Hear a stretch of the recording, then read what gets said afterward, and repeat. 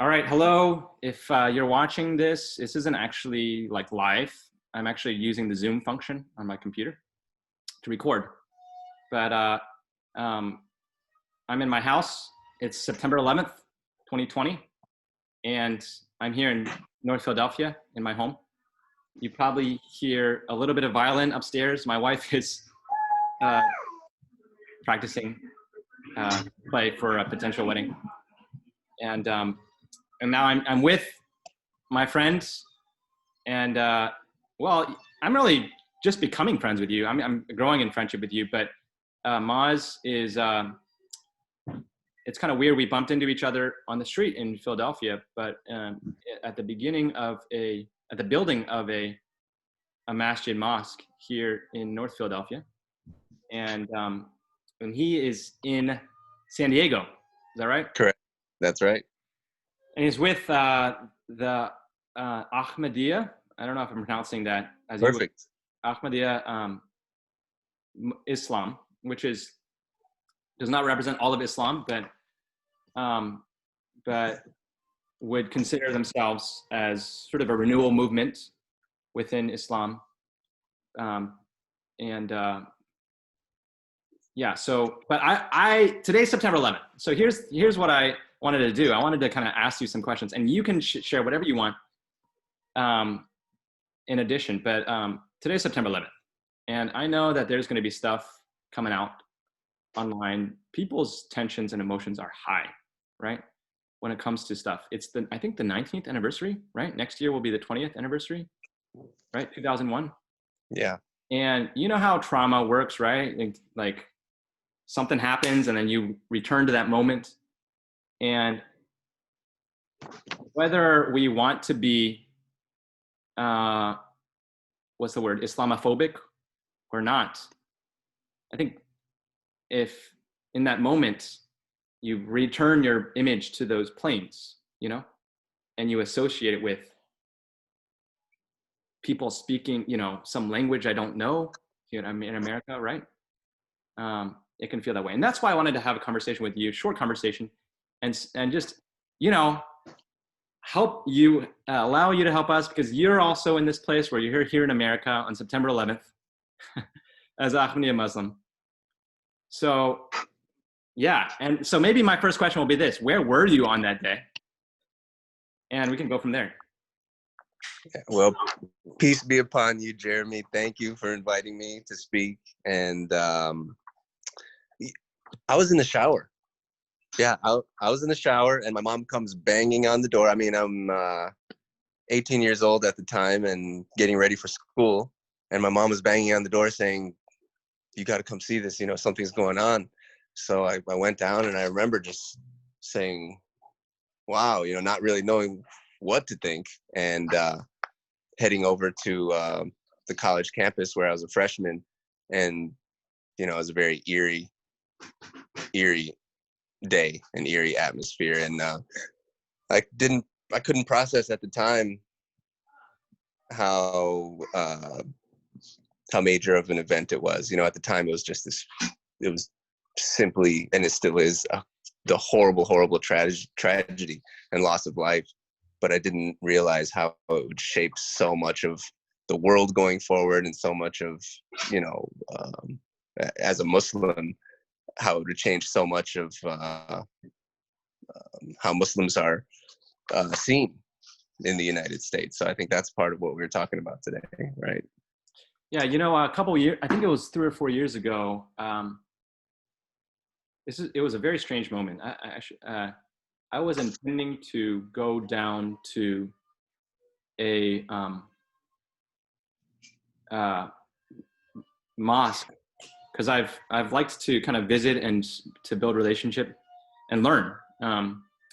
But it was weird. On that day, my car was stolen. And but in the news, I still don't understand this. It's kind of a mystical thing. In the news, I found out later that same day, at that moment when my car was stolen, and later the insurance covered and all that. But do you remember here in Philadelphia there was that mosque, that pig's head incident? There was a pig's head that was thrown at which mosque, It was around 2016. Yeah. Yeah. So that was 4 years ago. It was thrown at or something like that. And it was like a hate act. And Yeah. Anyways, that's 15 years after September 11th. So you still have this. And some people would attribute that to some of the xenophobia surrounding the election, the last time of the election, cycle. But how do you feel now? I mean, it's been 15 years. I understand that Ahmadiyya Muslims also feel some tension even within Islam. You're misunderstood. So I feel for you, right? You're misunderstood within Islam. You're understood within America.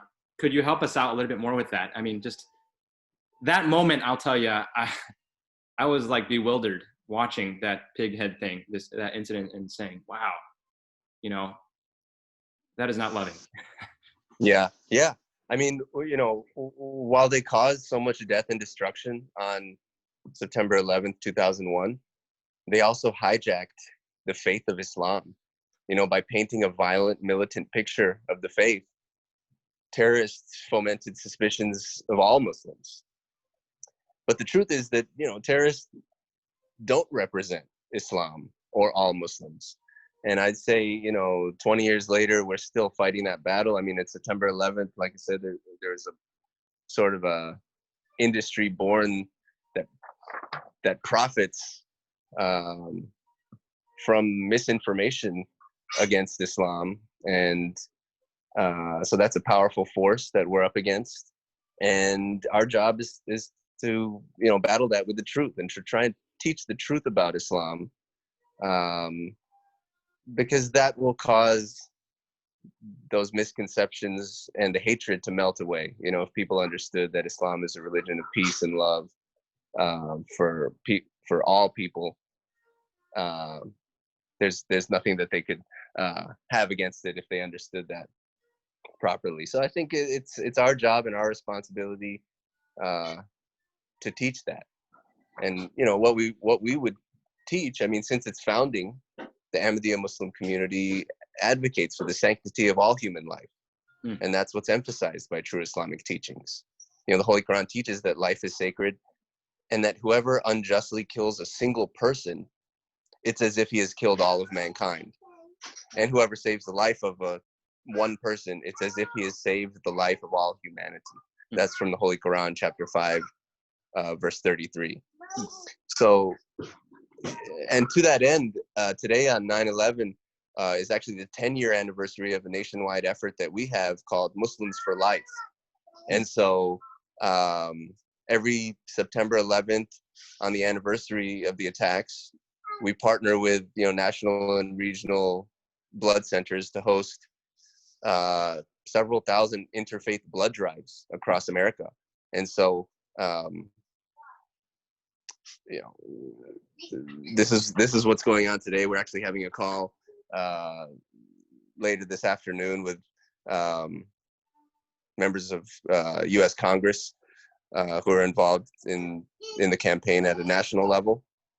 And now more than ever, our nation needs something to unite behind.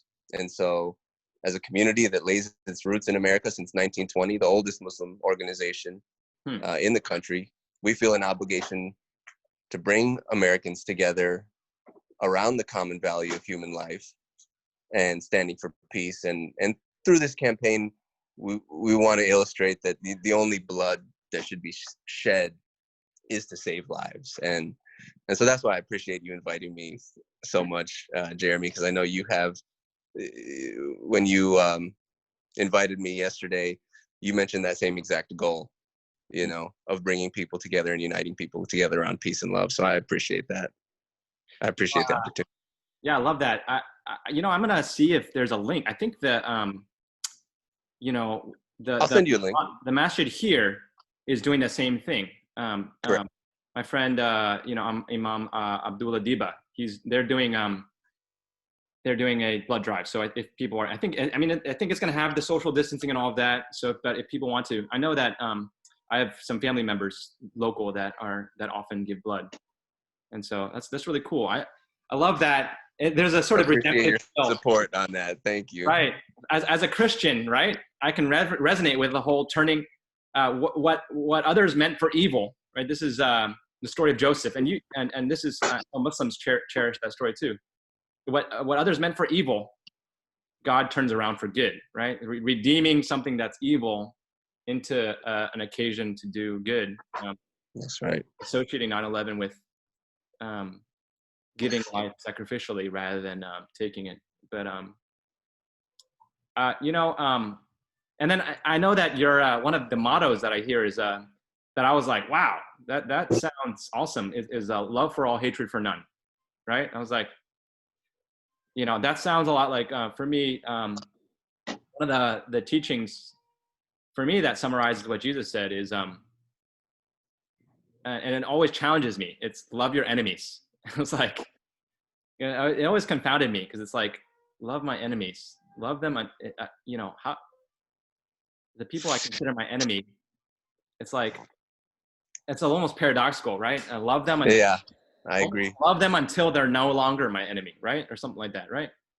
Until I don't treat them as an enemy. I confess it's like, I agree. That is, personally, that is a difficult one to put in practice. I struggle with that. But I imagine, the giving of blood, who knows who that blood goes to? It could go to someone who currently has some, medical problem and is Islamophobic and is very afraid of Muslims, and your blood could end up helping save their life. Yeah, I don't know. It's just a weird thought, but absolutely no. That's exactly it. I mean, in the Quran it says that enemies can be turned into warm friends, and we have examples of that. I mean, we even had in a mosque in New York. We had years ago a hate incident where someone actually, I think it was after the Paris attacks, someone took a gun and shot bullets at our mosque. Wow. And this gentleman, fast forward to now, he's a good friend of the community. He paid his debt to society, and he came and learned about Islam from us, and he saw from our example of love that we embraced him, even though he committed a act of hate towards us, and it melted away all the hatred. So that was a real beautiful example. So I've had this thought, right? Because I've seen people do like what they call interfaith interactions. I've seen that kind of stuff over the years, and sometimes I've been a little suspicious, or not, I don't know if that's the right word, but that it's just people that want to kind of like do the least common denominator of how we are as people, like emphasize, oh, we're all humans, and then we don't want to get to the point of like actually talking about what we think or believe, because that's where we're going to disagree. And sometimes I'm like, it's just like this fake kumbaya where we sit around in a circle and like pat each other back.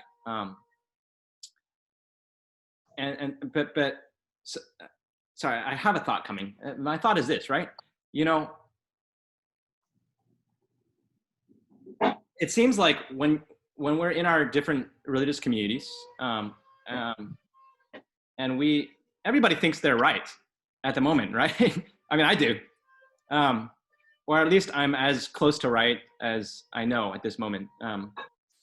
And when we think about other people, say, you're a Muslim, and you might think about like other religions or other people from other perspectives, or some people might think you're of one political persuasion, you think about the other political persuasion. And the first thing that comes to mind often is the area where I would critique them, right? Mm-hmm. Right. So I'll just be real honest right now, right? And we haven't talked about this before, so we don't have to address this now because that's way too big. But for example, a lot of Christians, the first thing we would think about when it comes to, all right, I attach the label of Muslim to you, right? Now my first thought is, oh, those are the people that don't believe Jesus is divine Son of God, crucified, rose again. So how am I supposed to have real fellowship, or how am I supposed to connect with them deeply, and suddenly that's all they are. And it may even be accurate. But you know what I'm saying? And then vice versa. I'm sure there's other ways, right? How do we deal with this, right? I mean, because I think that's probably what is going on when it comes to perceptions of Islam. It's the things that we know about. You say you don't know any Muslim friends, right? And you're not Muslim. And it's really the last time something came to your mind, which was on media, right? September 11th, or say like, you know, some other news article, news item. It's all these big negative things or whatever, or maybe it comes up in your religious community where it's like, well, Muslims don't believe the same thing we do, you know? So it just, your vibes towards those people doesn't help you to build positive relationships. Does that make sense what I'm trying to say? Absolutely. So I wonder how you would reflect on these things, you know? Yeah. You know, I think that's a very honest way for you to talk about how that interaction can sometimes go. And I think it goes that way for Muslims too. And we, you know, sometimes the first thing we may think about a Christian is that, you know, okay, Christians believe in the divinity of Christ, and we don't, you know, we believe in Jesus, peace be upon him, as one of the greatest prophets of all time. And so that same distinction is the one on the flip side that we probably think about, and then we say, oh man, this is a big difference. We can box from a distance and we won't hurt each other. Yeah. Right. But then I think you look at, you know, number one, what are our goals as Muslims and Christians? And Islam encourages us to join each other in goodness and to partner in goodness. And so there's so much good, you know, that we don't have to get into doctrinal differences. We can also say that, you know, it's understandable for there to be doctrinal differences. I mean, especially coming from the perspective of Ahmadi Muslim. And in Islam, you know, we believe in the truth of all religions, especially at their origins.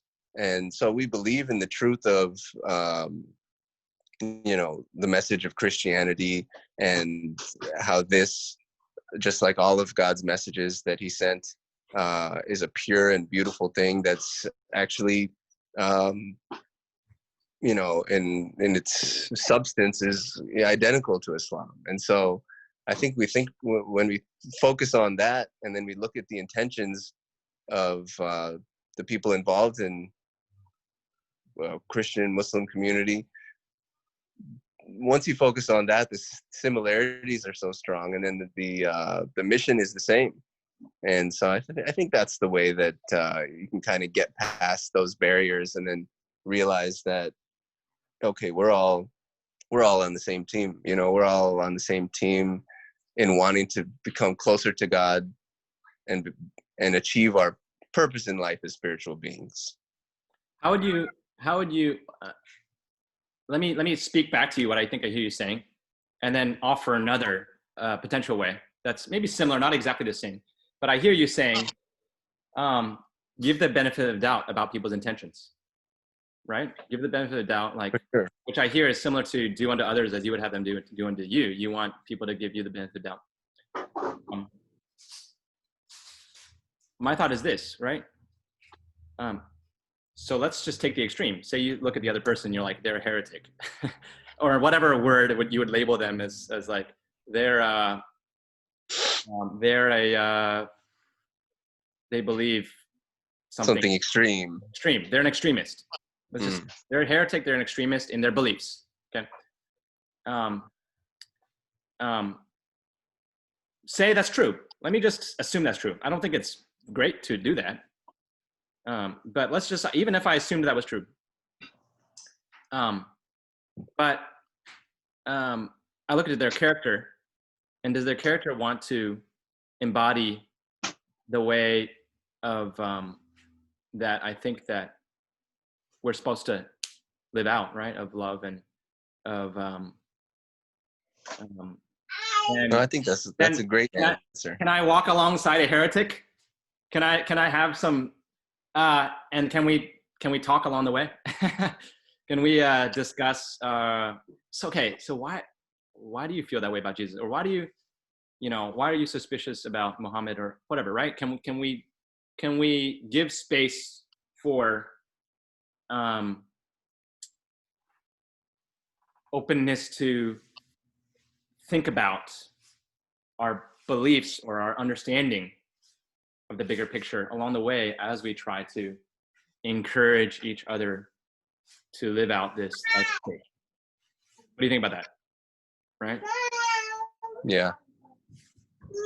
So that I can even hold together, like, I actually think he's wrong. You know what I mean? Like, I mean, there's one way it's like, hey, we're mostly right, we're mostly agree, but there's some parts where we disagree. I think you can do that. But for me, I want to be able to be like, I don't know how much we agree, disagree, but I really respect this person's character, as someone that I could get to know over time, and we can find the points. Maybe in the future we'll find points where we strongly disagree. We're like, oh man, how can he even think that? And then you'll have a relationship good enough to where you can have those discussions. Exactly. Yeah. And I worry for the United States if we don't. Well, it's pretty clear right now, right, that we don't have that capacity in the U.S. We haven't developed that capacity to know how to build those relationships and then disagree well. Case in point is where we are when it comes to politics and the upcoming election. I don't know if it's just me, but I see how almost impossible it is to talk with each other, and I just don't want for a misunderstanding of Muslims to be a part of that too. So this is just a start, right? It's just a start. Can you leave us? Because I promised to make this short. Can you leave us with just a thought or a recommendation moving forward, or even like, just your hope as a Ahmadiyya Muslim, speaking to perhaps those who are not from your community? Yeah. Well, again, I appreciate you inviting me to speak. I think I wanted to go back real quick and answer one question that I hadn't answered properly, is just about the Ahmadiyya Muslim community in general. And so just very, very briefly, the Ahmadiyya Muslim community is, we are Muslims that believe in the Messiah. We believe in the metaphorical second coming of Christ that took place over 100 years ago in Hazrat Mirza Ghulam Ahmad of Qadian. We believe him to be that Messiah of the latter days, and not just the Messiah for Islam, but for all religions, and the same Messiah that was prophesied in all the religions. And so that's what we believe. And we strongly believe in the rule of law and the equality of all people, and we strongly believe in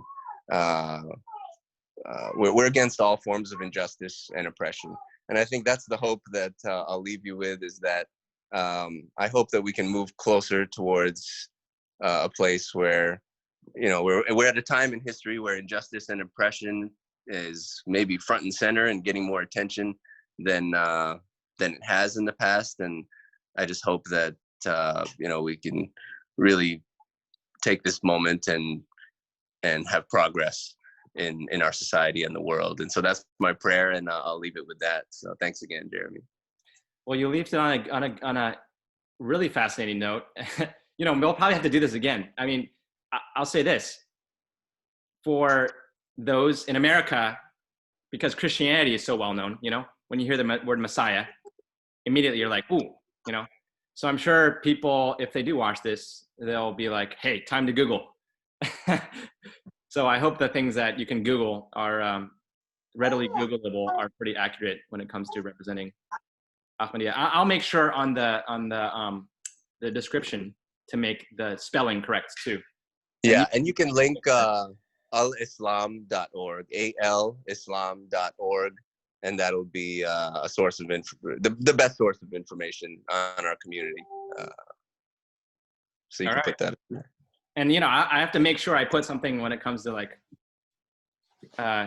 good source for learning about Jesus too, from a Christian. Absolutely. Absolutely. But hey, Maaz, I appreciate you as a friend from afar, and I'm sure we'll both be continuing to pray for one another and seeking to get to know each other. But thanks for this sort of quick engagement.